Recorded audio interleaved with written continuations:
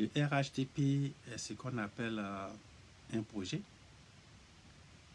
En tant que projet, il était composé de partis politiques et ces partis politiques représentent ce qu'on appelle dans le jargon du management de projet les parties prenantes.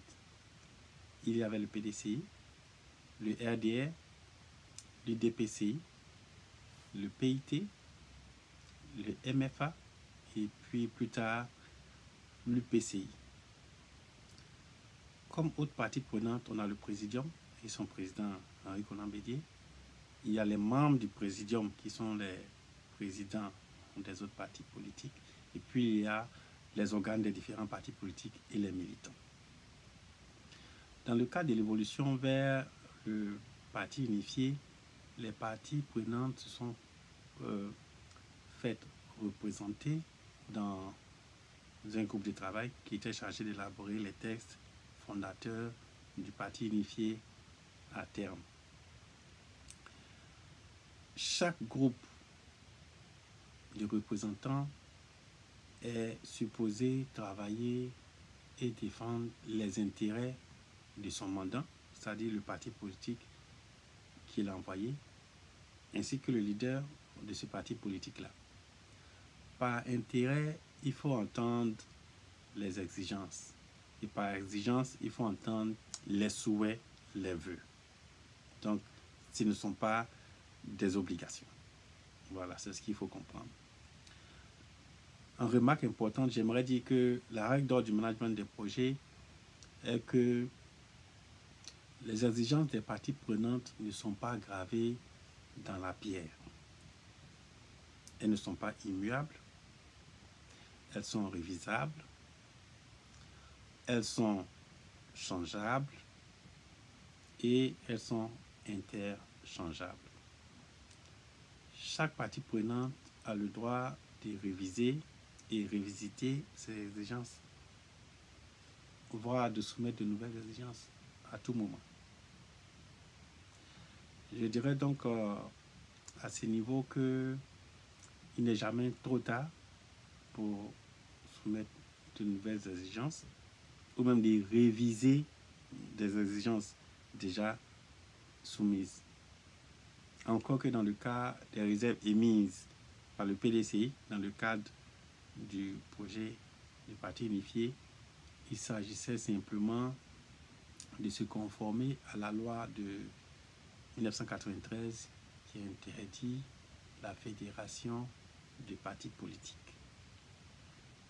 Comme un Guessant Jérôme peut toujours en cacher un autre, il est important de prendre les dispositions pour éviter que le fonctionnement du futur parti ou de la future organisation soit remis en cause par quelqu'un qui va reprocher à ce groupe-là d'avoir violé la loi au moment de sa constitution.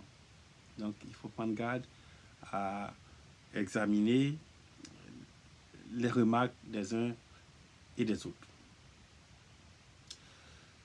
Le groupe de pilotage du projet a donc le droit et l'obligation de recevoir et de traiter les exigences des différentes parties prenantes, quel que soit le moment où elles les soumettent, et pourvu que ça s'inscrive dans les délais. Rien ne doit être rejeté du revers de la main pour quelque motif que ce soit.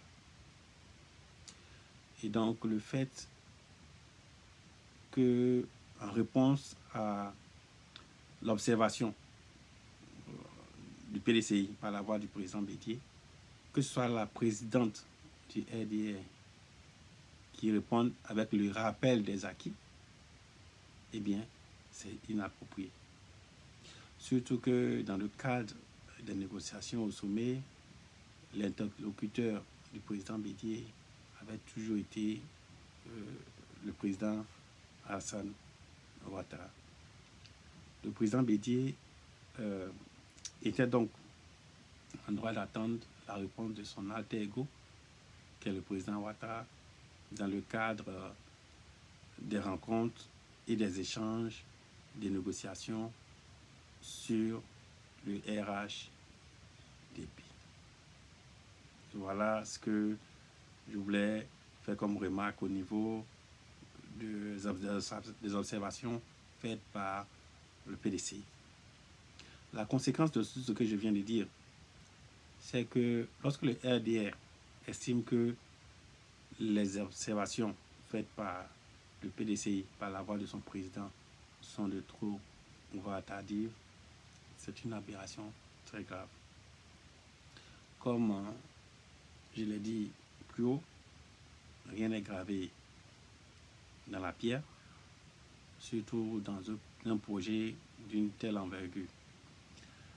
La finalité de tout projet étant la satisfaction de toutes les parties prenantes qui sont impliquées dans le projet, mépriser les observations du président Bédié, qui est une partie prenante majeure, fait courir des risques majeurs au projet. Et nous constatons justement que ce projet-là, il a échoué.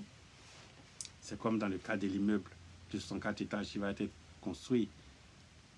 Si on vous dit que des parties prenantes, des travailleurs, des ingénieurs ont fait des observations et que ces observations n'ont pas été prises en compte, vous voyez que les clients de l'immeuble auront peur pour leur sécurité parce qu'ils vont se dire quelle est la conséquence de ce qui a été oublié sur notre sécurité dans l'immeuble. Voilà un peu ce que je voulais faire remarquer à ce niveau.